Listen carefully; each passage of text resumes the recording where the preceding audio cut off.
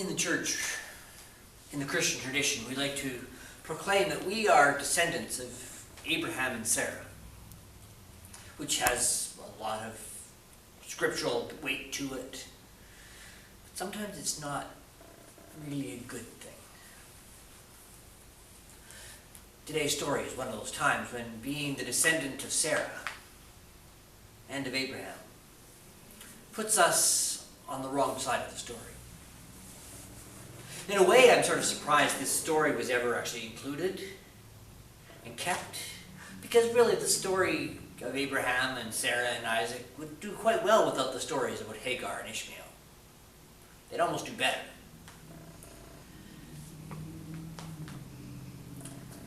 Before this story, the last time we saw Hagar was when, after years and years and years of no child, Sarah says to Abraham, "Take my maidservant. Maybe she can be the one who will bear the child, who will give birth to a nation." And then when Hagar becomes pregnant, she and Sarah have a difference of opinion. The way this Genesis tells it is that Hagar becomes haughty and doesn't show proper respect to Sarah, which is possible. It's also written by the people who see themselves as descendants of Sarah and think Sarah's in the right. And so Sarah casts her out, drives her away, mistreats her so that she runs away. And Hagar meets God in the wilderness. God says, "Go back." It's fine. About 13 years later, Abraham and Sarah have visitors who say, "In a year, Sarah will have a child." And indeed it happens, and Isaac is born. Which sets the tale, sets the stage for this story. The child grew and was weaned, and Abraham made a great feast on the day that Isaac was weaned. Isaac, still an infant, just moving on to solid food.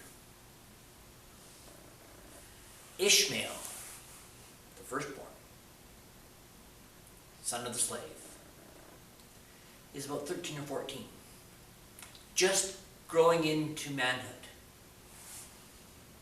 And Sarah, for some reason, sees a threat to Isaac. Maybe it's because Ishmael's the firstborn, and so would become the inheritor of all that Abraham has, or a double portion. There's one tradition to put it. Maybe it's just because she's jealous. For whatever reason, Sarah gets distressed and thinks Ishmael is a threat to Isaac. The text never gives a reason why. All it says in this translation is, Sarah saw the son of Hagar the Egyptian, whom she had borne to Abraham, playing with her son Isaac. So she said to Abraham, "Cast out this slave woman with her son, for the son of this slave woman shall not inherit along with my son Isaac."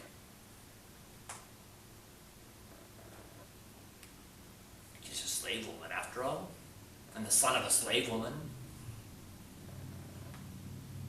doesn't really matter. They don't really count. The one that really counts is this one. My son is the one that counts. You can almost hear Sarah saying that. And Abraham's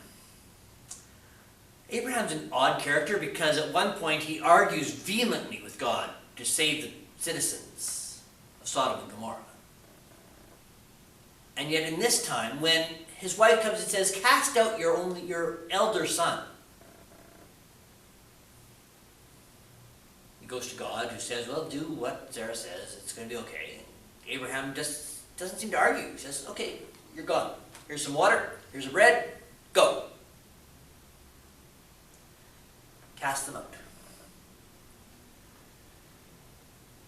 And Hagar goes out and they're near death.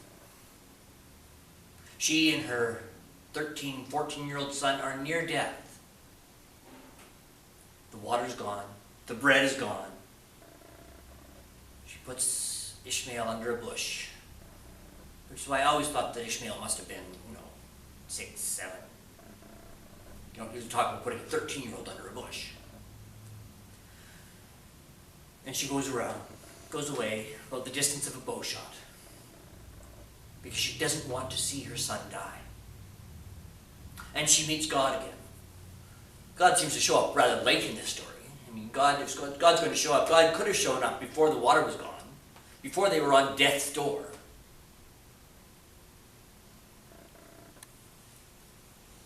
And God says, what's the problem? He says, it's going to be okay.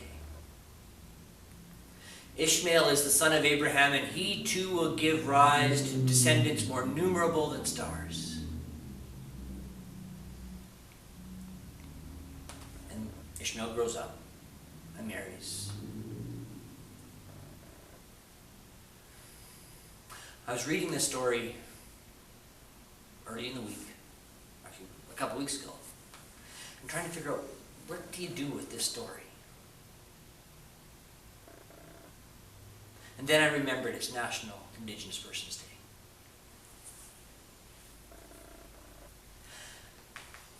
And there are disturbing echoes with how Sarah and Abraham treat Hagar and Ishmael, with how our settler ancestors, those first Europeans, those nation builders we call them, dealt with indigenous peoples in Canada and in North America and in Australia and in New Zealand, South America. Europeans don't have a great history when it comes to how they dealt with indigenous peoples around the globe. We're the important ones. Our way of life is better. Go over there. You're not important. Come be like us. Until you can be like us, you go over there. In the U.S., it was even clearer. It was, okay, we want this land. You're going to move, or we're going to shoot you. Or both. And if you happen to starve along the way, well, so much the better. In Canada, governments had an intentional policy of starving, of making sure that indigenous peoples were not healthy, of starving them out so that they would be pushed to sign treaties and move on to reservations. It's part of what led to the 1885 rebellion. Is that any different from Sarah saying, I don't like that boy. My son Isaac is more important. He's a threat to my son Isaac, so he has to go.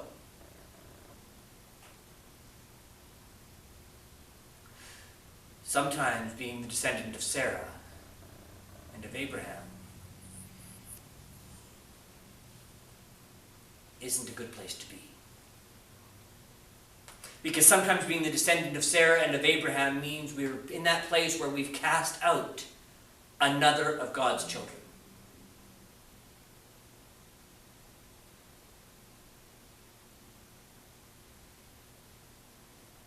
It's uncomfortable to name it that way.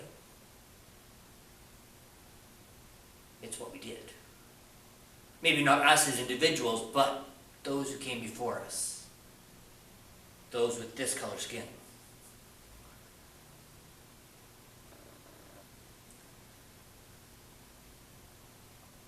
Where's God in all that? In this story, God shows up at the end. As I said, God could have shown up earlier, before the water was gone. Before the people were at death's door. But God shows up and says, this too is a beloved child. This child still matters. Every child matters. This child is still important. This child still matters.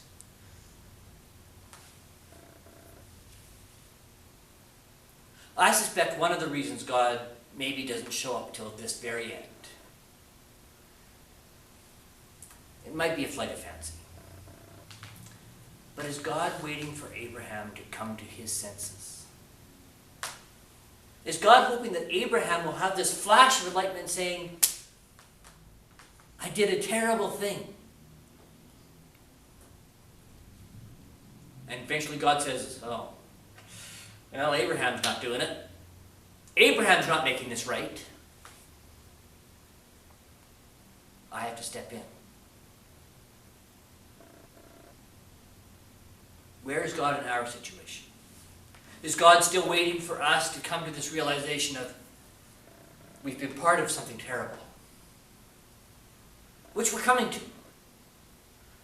Those of us of settler stock are coming to this realization that we've been part of something terrible, that we're the inheritors of a system that was built upon something terrible.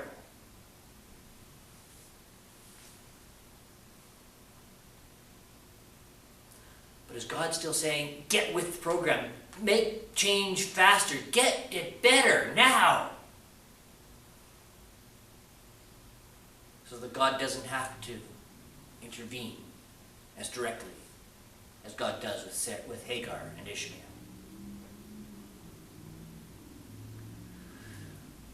I think we're getting there. Yes, we still have First Nations in this country who have never. We have people who've grown up in places where they've never been able to drink the water. We have people growing up in places that they've never been able to bathe in the water in their pipes.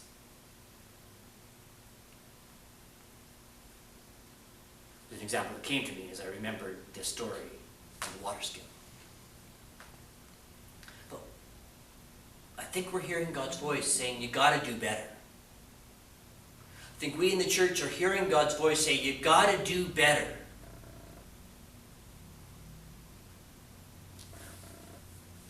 We've been working on it for decades in the United Church.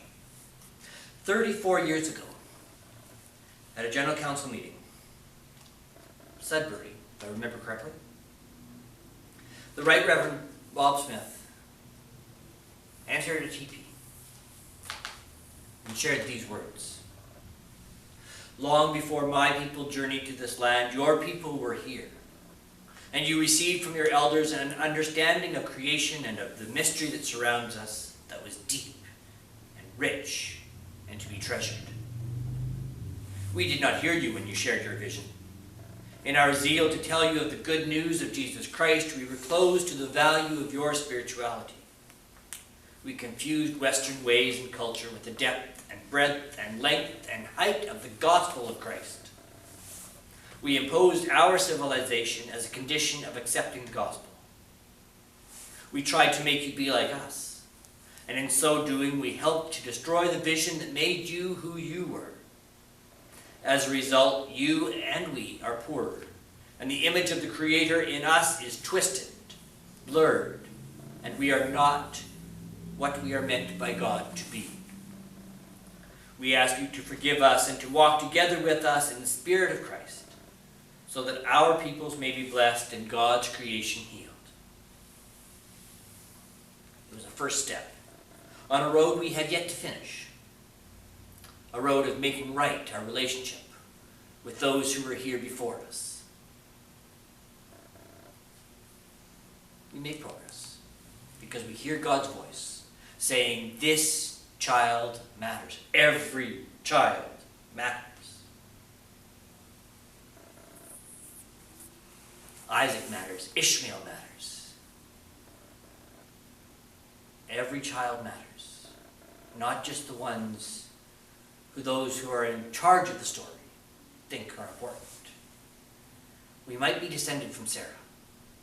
We might have carried on some of Sarah's unfortunate attitudes. But we can be better. We will be better.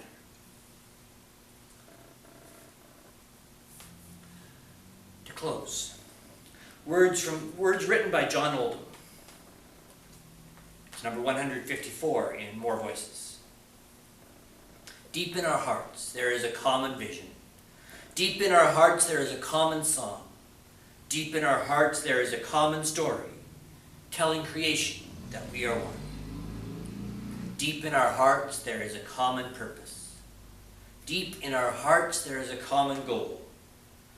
Deep in our hearts there is a sacred message, justice and peace in harmony. Deep in our hearts there is a common longing. Deep in our hearts there is a common theme. Deep in our hearts there is a common current, flowing to freedom like a stream. Deep in our hearts there is a common story, a common vision, a common song. Deep in our hearts, we know that every child of God is beloved. Every child matters. And we shouldn't cast out those who are inconvenient or who don't match who we think they should be. Because God's going to be with them. May God be with us all as we strive to live out that common vision, that common song, that common story, telling creation that we are one. Amen.